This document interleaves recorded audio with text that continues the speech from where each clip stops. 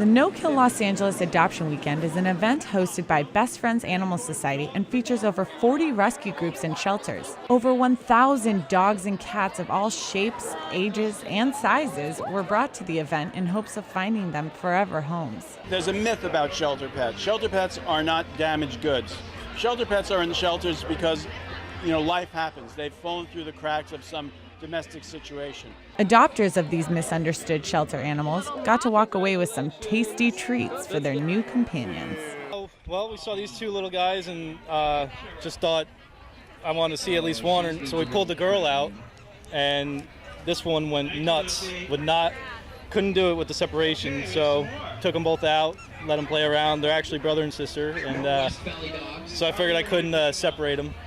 There have been over 100 adoptions here today, just 4 hours into the event.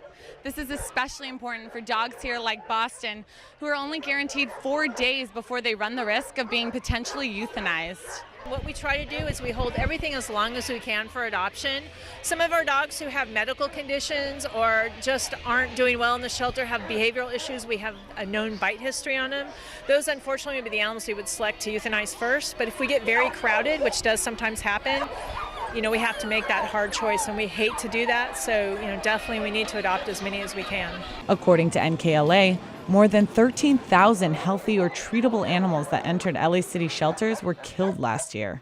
One of the things that makes LA different and why we chose to do the NKLA initiative as part of our Save Them All campaign is because LA is the second largest city in the country. It is a trend-setting city with all kinds of demographics, and we know that when we make LA no-kill, that the rest of the country will pay attention. NKLA hopes to turn Los Angeles into a no-kill city by 2017.